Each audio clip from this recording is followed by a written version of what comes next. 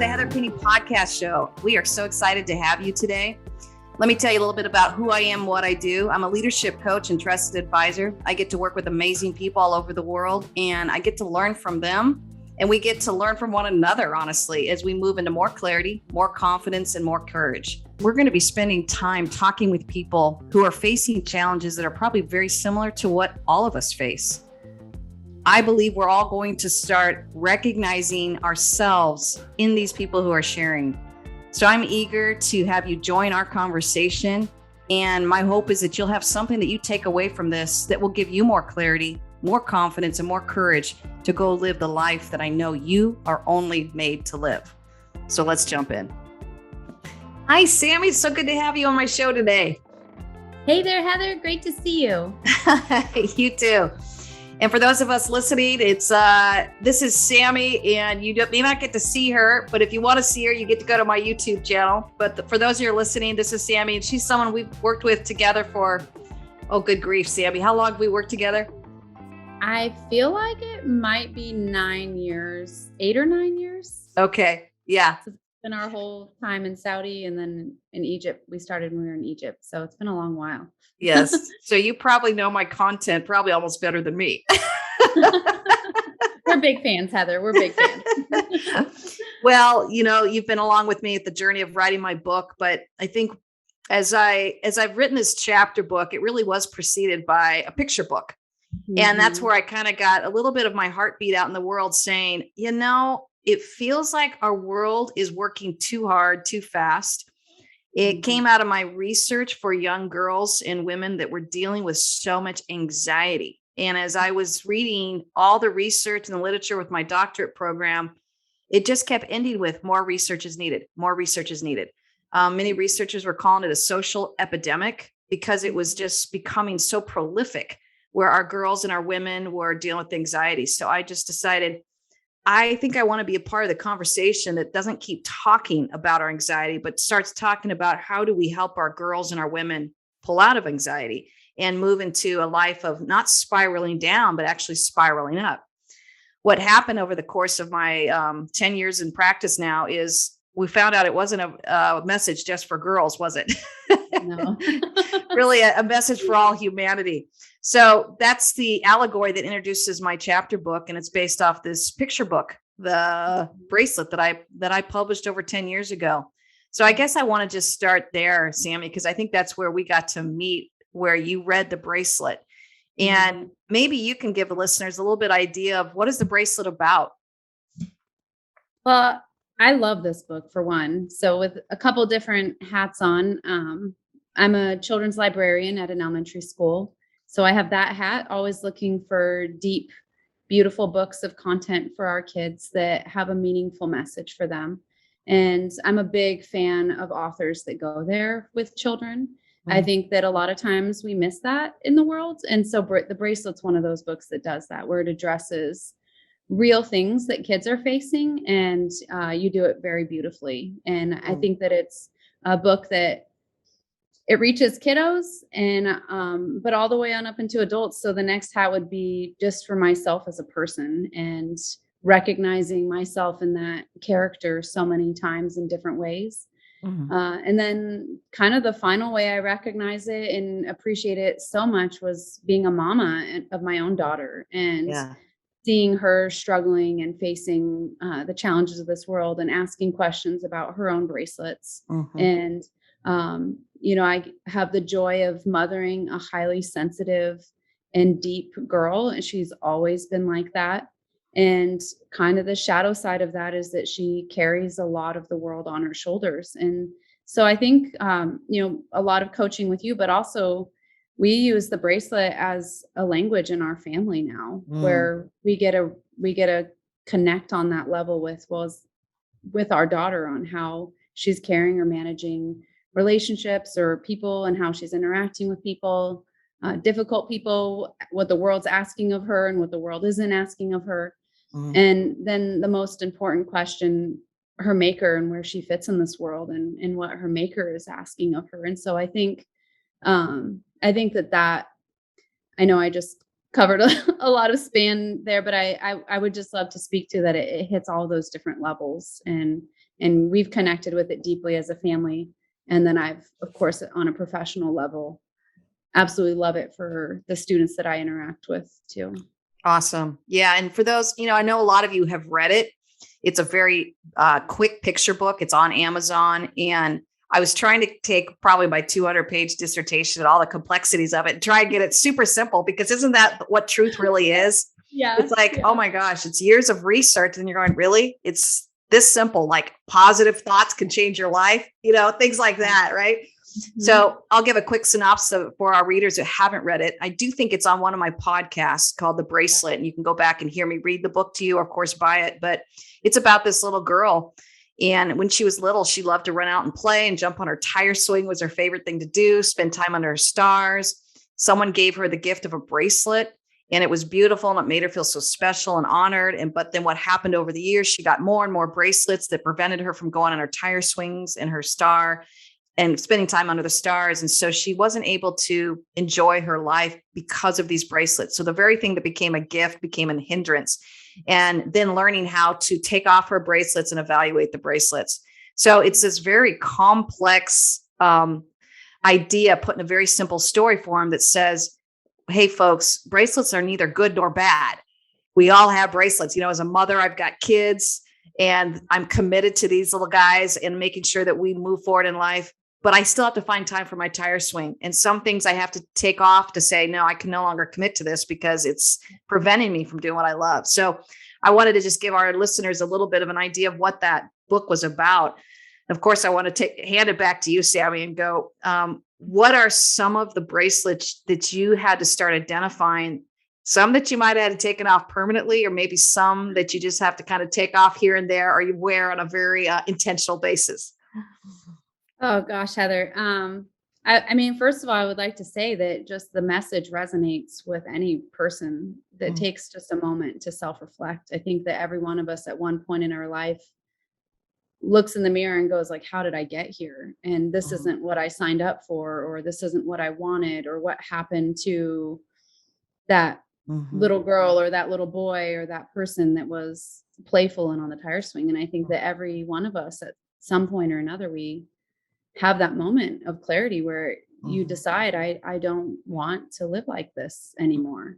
I want to live a full and thriving life. And so I think that it takes that moment to recognize that, and then to start looking at your life with full authenticity and openness to recognize the places that we've given over to others and the burdens that we've taken upon ourselves. Sometimes it could be a job, it could be a belief system, it could be, 1,000 different things that are meant to be good, and they are by nature good, but maybe they're not what you need in that moment. And I think for me, probably one of the biggest ones that I've been healing from for much of my adult life has been the FOMO, right? So the fear of missing out. And we live overseas. We intentionally chose this path. We are avid travelers and adventure seekers, and which isn't bad, right? It's wonderful in a lot of ways. But then when you start digging down into motive and the motivation of what's driving those decisions and those life decisions, and I think that that's where I started recognizing this shadow side of that constant fear, this decision to put myself out there and to do all the things and to be all the places, and kind of prided myself and being like, oh, well, I'm a change junkie. Like, just give me the change. Yes. Like, bring it to me. Yeah. And the positive side of that is, yeah, it's great. Like, you can put me into probably just about any job. And I have changed my role many a times. But I think when it comes down to it, you start recognizing the motivation behind those different things. I think the other one that's been a big part of my journey has been releasing that need to do it myself, that mentality of like, well, I'm on my own. I'm going to do this my way, or, well, no one else has got this, so I've got this. And so that can, those sound like false beliefs, Sami. They do, but they can mask themselves as like, oh, well, she's strong, she's confident, she's going Right. to do her thing, which is also beautiful and serving Mhm. to life in many ways. But when it comes down to that motivation, that core, was it allowing me to get out under the stars? Like most Mhm. certainly it wasn't. And Mhm. was it driving me to places of happiness and tire swings? No, actually, it wasn't. And ironically, it kind of became a joke in my marriage, but like we would be on these incredible vacations or these trips that we planned. Mhm. And, these trips of a lifetime that many people don't even go on it once in their lifetime. And I would quite literally be planning the next trip while I was, on the Amalfi Coast in Italy and doing the thing. I'd be like, okay, well, I'm done with like dust my hands of that and move on. And you realize that that's actually not rest. It's Mhm. not restorative. It's not slowing your pace enough to Mhm. hear the whisper of the wind saying, hey, this is actually who you are. Mhm. And so those are some of the things that I struggle with quite a lot. Probably less Mhm. now. I think life and grief and struggles and that have come my way have calmed those, and then global pandemic really puts a halt on Yeah. wanderlust. But I do recognize in myself the ability to hear it now, though. I can feel it when I'm going into striving mode. I love it. You mentioned earlier, I love this phrase. I quickly jotted it down, but you said moment of clarity. I want to Mm. ask you, what was that moment of clarity? Well, I mean, I think one of probably the wisest things we've ever done was to seek out a third party to step into our lives in a deep way, and that happened to be you. And Mm. we were living in Egypt, and it was in the middle of the Arab Spring, and the country was literally in revolution, and there were bombs going off in the street, and we were walking around like it was a super normal experience. And um, and we were going hard after life. And then at the end of it, it was that ache for more, where it was like, Mm. ooh, but is this what I really want to be? Mm. Is our marriage what we really want it to be? Am I mothering my daughter in the way that I really want to? And um, I think thankfully it didn't come from a place of condemnation. Really, it just came Mhm. from a place of like, oh my gosh, I need a mama. I Mhm. need somebody to step in and be a mirror to reflect back. And I just remember uh, knowing that you were doing coaching of some form and sent you a message, and we were like, help, like SOS, like sending an SOS. We're over here and we need something. We don't know what it is. Mm. So I think that was a big moment of clarity Mm. for me, just even stepping into the process. Gosh, I would say there's been a ton of moments where, in the last couple years, both my parents had cancer and passed away. So in a Mm. very short period of time, and being thrown into the grief journey rather unexpectedly and younger than we imagined, and knowing what it was and wanting so badly to do it well, Mm. whatever that means, and Mhm. wanting so badly for it to not break me or break my daughter or our family, wanting desperately to not um, detach from what Mm. what was going on in life. And then ultimately, I think the hope is always that our pain can be something that can be useful for others, Mm. and in healing for others. And I think that when you go through your own grief or your own struggle, whatever it is, if we approach it from a very narrow angle, actually, Mhm. you can walk through it and come out actually on the other side a better version of yourself. Mhm. And I think that the moment of clarity was recognizing that I was not going to be able to get to that place on my own, Mm. that I was barely standing on my own 2 feet, navigating what grief and loss looked like for myself and for my family. And just to expect any person to do that without someone in their corner, it's almost an unkindness. So I think Mm. those clarity moments are inviting other people into your story, inviting them into your life, the journey that you're on, and And that bit of reflection being the very thing that guides you to take something that could be very tragic and heartbreaking and scarring, and you get to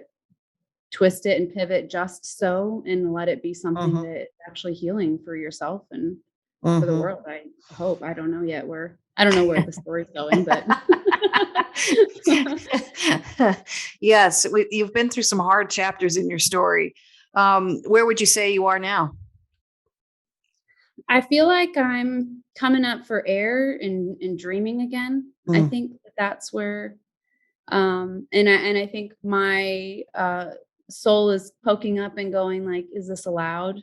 mm, Am I allowed to come up into the space and um to move out of that, where I think mhm, that, I think grief is a complex journey for every person.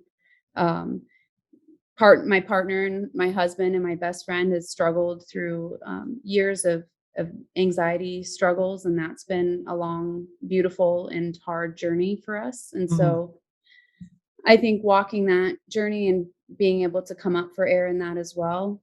And I really feel like the sweet space for me is just that recognition is that I'm not the answer for it mm, all. I mm, get a I'm not the hero of the story, anyone's story, including my own.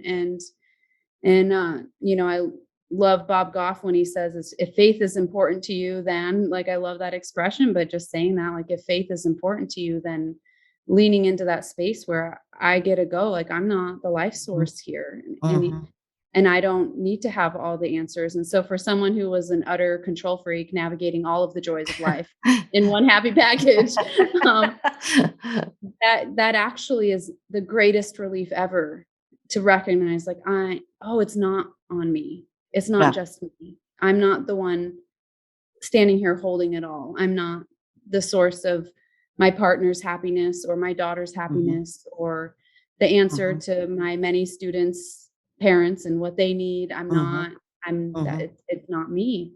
mhm, And getting to release that and step into that. So I think that's the sweet journey to get back to the tire swing, to get mm. back out under the stars and shedding off those bracelets, if you will. So Yes. I love that. I would think one of the things that I wrote in the book, and honestly, I'll be honest, I didn't even realize it when I first wrote it, but you know how wisdom kind of speaks over the ages. So here mhm. we are, probably over 10 years later. When I use the tire swing and stars now, I use them as a connection to restorative rest, which is all about my first 6 chapters, right? In my chapter book on clarity. Everyone wants more clarity. It's just they want the magic pill or the magic wand, you right, to just quickly give it. And I have to say, I'm so sorry, but you're going to have to kind of pull over your speeding car Yeah. and pull out a Yeah. map and kind of start getting some clarity. And one of the ways I really help people pull over is the tire swing, which I call an active rest, Mhm. and star time, which is contemplative rest. And I Mhm. think when I first wrote it, the book, I didn't see it that clearly. But when clients and people started getting on the phone with me, they're like, Heath, I got to find my tire swing. Heath, I got to get my stars. I was like, oh, there's 2 forms of rest there. So we all kind of learn together. And I think you Yeah. know where I'm going with this. Oh, Can you yeah. give our listeners a little bit of idea of what would be active rest for you, your tire swing? What would be Mhm. contemplative rest for you, your star time? Yeah. Um, I mean, I'm a big believer that nature in any form is super healing. And Yes. so honestly, getting out in nature, whatever it is, I'm not gonna lie, it's a challenge for us here. We live on a compound in the middle of Saudi Arabia. So it's taken some serious creativity to Yeah. make it happen. And Mhm. for me, I love the long walks. When I can orchestrate life and being, in our cabin in Colorado or in Hawaii on the beach or wherever, like those are the places, but those are kind of like those are annuals. Mm. And so I realized that I was making my tire swings kind of unkindly try and stretch out for like a year at a time, which they can be very refreshing, but Right. I think that the need of life draws us back into, trying to get into those, you've taught us those, daily, weeklies, monthlies, Mhm. annuals, where it's tire swings are a big part of that. So daily, we do a lot of walking. Mhm. We have some beautiful desert here. We got some great beaches that we get out to.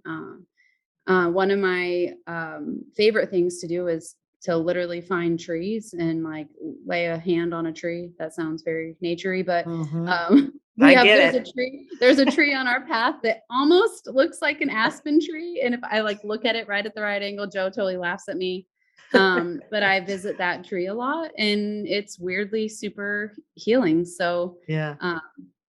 yeah, so tire swings, we love getting out in nature, hiking, Yeah. beaches, playing, getting out into the active rest, Mhm.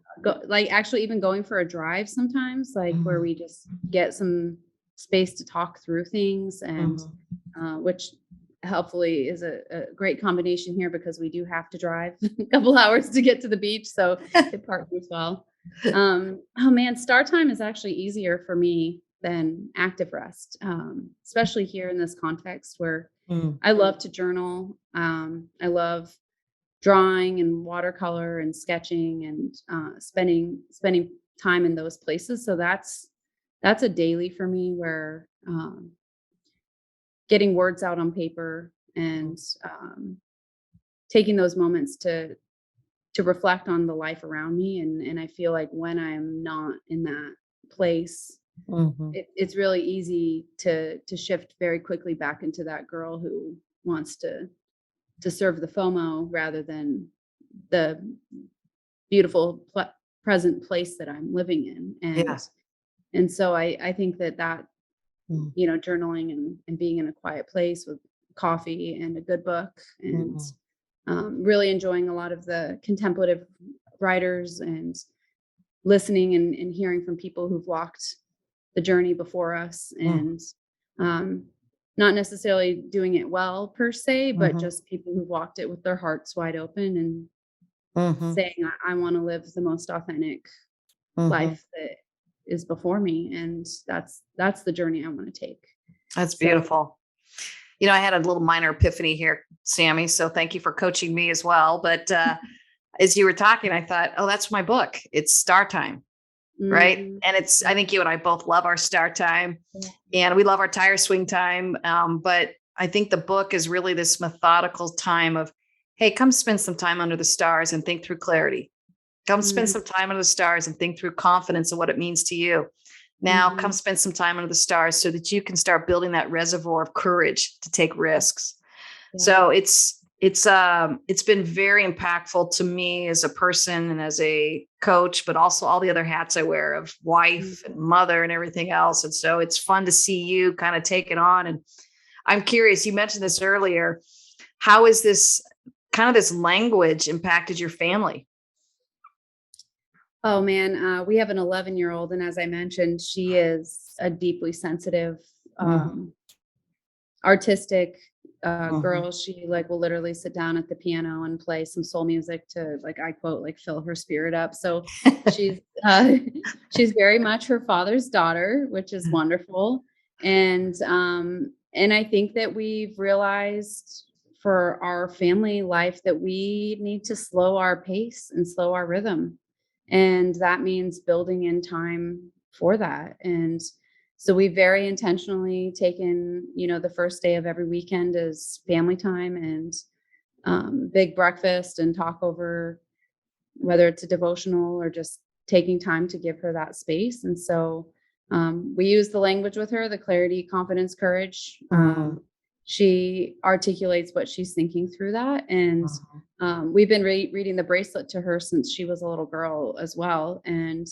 Um, and a lot of times, coming home from school after having some distressing experience where the world was asking more of her than she could give, Mhm. it got to be a very gentle conversation of like, well, what do you need right now? Like, do Mm. you, what, and articulating what she needs. Mm. So giving her permission to take time away from her peers or time away from activities, and um, to have that. And it's incredible to watch. I know that a lot of it's just her, who she is as a person, but she'll come home and oh, I just really need some rest right now. And she'll go and do art or play piano or do something. Quite literally, will be like, well, oh, that was great, guys. I'm ready to go back into the day. And it's like, wow, like, who are you? This is amazing.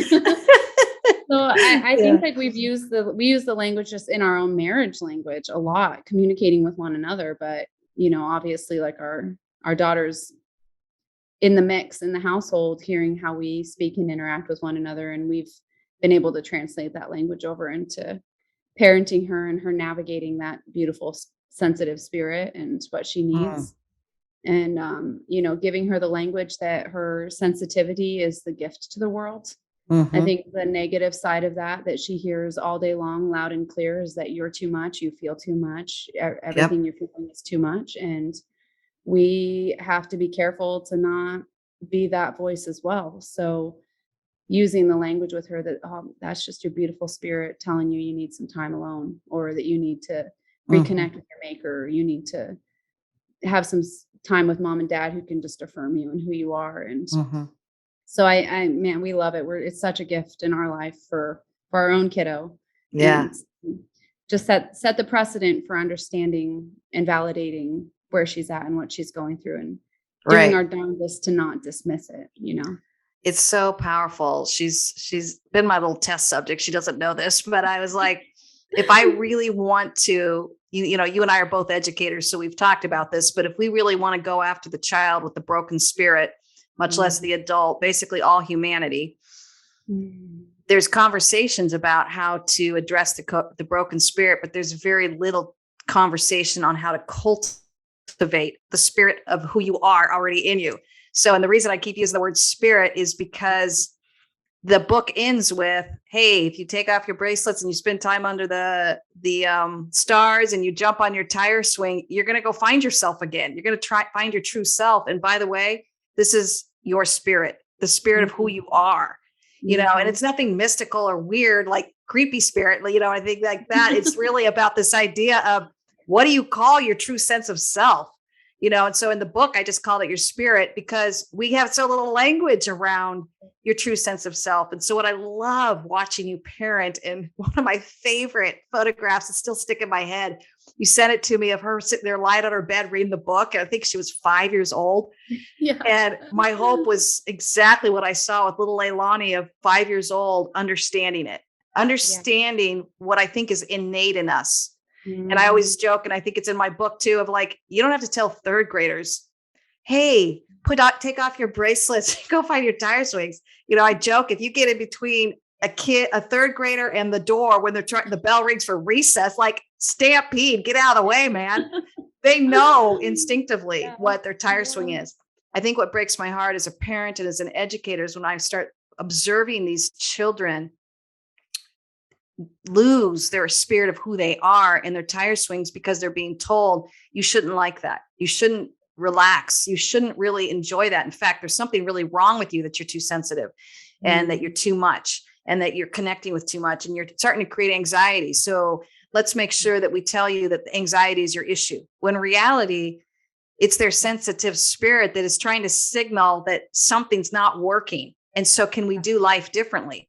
And unfortunately, our kids take our cues from the adults. So the adults keep telling them, your spirit's kind of broken. So Mhm. get it together and keep up with the rest of the world versus, wow, something's really affecting you. And so, what I'm so excited about, honestly, it's like my dream come true. I almost feel like my work here is done, Sammy. I can die peacefully because I feel like we're creating this next generation. As I look at Leilani and I go, we're giving her the language, Sammy. We're giving her the language that you and I didn't have, right? Oh, no way. So many kids, the world, I mean, I would just have to say, like, the world is hungry for it. and Yeah. and just in the publishing world, even just people again and again, time and again, advocating to treat children as the small humans that they are, and that they're needing and so desperate and hungry for a language for the things that they're going through. Mhm. And I feel like it, I mean, I don't think that the world is naive in this, but I just feel like that, assuming that all kids want are these fluffy, silly books, which I love as well. Um, but I think that the world is hungry for authors such as yourself and like Matt De La Pena and Tommy DePaulo and Kate DiCamillo and all these people that are saying like, whoa, wait, no, we actually want to talk to the small humans about what they're feeling, why they're feeling that way. And then you throw in any of life's complexities and these kids trying to navigate what that means. And I absolutely adore the bracelet for that reason, because it gives kids a language. And, you know, everything from my 5-year-old reading it and getting it to now she's a tween, but even up into teenagers. And I spend many a day affirming and validating our adolescent kids and saying like, it's all right to be who you are, normalizing it. You get to be you. And I think that there's such a space for that message in the world. And, you know, we've of course have your book on our shelf in our library, and I think everybody should, but ultimately even just, you know, ricocheting back to that point, just as an adult, recognizing that in ourselves. And it takes such bravery and courage to look in ourselves and to just hear that whisper of what I'm doing isn't working anymore. And to know that it's not working, but to take that step forward to actually make a change, and to know that the too good to be true, it can be true for us. Actually, you can live that dream, you can step into it, and not in some like, you know, psychedelical, super spiritual, unattainable way. That's not it at all. But you can lay your head on your pillow at night and love who you are and love what you did and feel that your work was meaningful. And I think that a lot of us are afraid to look at that and to look into the reasons why we aren't feeling that way. And so that's why I love the work that you're doing in the world, and honored to be a part of it. And obviously my life has been deeply impacted and benefited by your mentorship and coaching through many hard years, wonderful but hard years. That'll be another podcast, Sammy. We got to go there. Oh yeah. Yeah. Oh man, it's been so fun to have you today. Let's leave the listeners with this one question. What helps you hang on to your true self? Man, I feel like it's not rocket science. I think that it's I know when I'm wavering off that path, if you will, when I'm missing out on the basics of my life. I'm staying up too late, or engaging in too much media, or listening to voices that aren't the helpful voices, and remaining in relationships or conversations that aren't life-giving. And I think learning how to balance that and to prioritize that in my life has been, you know, the greatest gift, because it all spirals out. If you stay up too late, then it's really hard to get up early, and then you running out the door yelling at your kids and running into work flustered, and it just spirals out so quickly. And so I would just say realistically creating that time to engage in those places. And you have to kind of like people hate being like, oh, scheduling date night or whatever, it doesn't feel authentic or whatever, but it's like, no, like the way our lives are and the way the world is demanding time and energy and everything out of us, you have to plan it, you have to schedule it in. So when I'm my best self, my best version of myself, I'm intentional about creating that time and that place and the space to get out under the stars, to engage in that restorative rest. And when I don't, it's not fun for my family or my daughter or life. It's not a pretty version of me. They start asking us, when's the last time you got your tire swing, Mom? Yeah, exactly. I know. It's almost like I rue the day I taught them some of this language, because they hold me accountable. Oh, for sure. Well, I love that thought, because yes. I love that, because it's what a great way to keep it simple, Sammy. It's less about getting it right and perfect and more about just staying mindful. Yeah. Oh yeah, I've got tire swings. Oh yeah, I've got stars. Oh yeah, I've got bracelets. Oops, maybe I have too many. And being gentle with yourself and being okay to pivot with that. Like if your walk suddenly starts turning into like your exercise routine and it's not restful and you're, out there jamming it out because you feel some form of obligation, then gently rethink it and think through how you want to slow down and lay your hand on a tree that maybe looks like something you wish it was. But I think just being gentle with yourself and being okay with it being maybe in the world's perception like an unused time that's not work. It's not. It shouldn't be that. And you'll know the difference. We all know. Yeah, we all know. Yeah, it's really just about recovering from what we had in childhood, isn't it? Oh, for real. Yeah. Oh, well, thank you so much for joining us, Sami. It's always so fun talking with you. And we solve the world's problems together. I'm quite confident of that. Well, thank you, Heather. And thank you for writing your beautiful books. They've been a gift to us. And we bought a stack pre-ordered. So we're pumped up to hand them out. Everybody's getting it for Christmas. So here you go. Thanks, Sami. You're welcome, Heather. All right, take care. Okay, bye-bye. Bye-bye. So I'm really excited to let my listeners know that I've written a book. And this book is about 3C living. And what that means is clarity, confidence, and courage. Don't we all want a little bit more of that? This book is really a labor of love where I've collected so many amazing stories from around the world. All of us have a story to tell and all of us can learn from one another. I wanted to share these with the hope that it will serve you in your life as you move into more clarity and more confidence and more courage. So my book is available now for pre-order. You can go to my website at heatherpenny.com. And I think what's kind of exciting about it, these next several weeks, that if you go ahead and do a pre-order now, we've got some great gifts that we want to give. And we've chosen these gifts from places that are ethically sourcing things in our world. So we are excited to give some of these gifts away, and we're excited to be supporting organizations and groups that are trying to move humanity forward.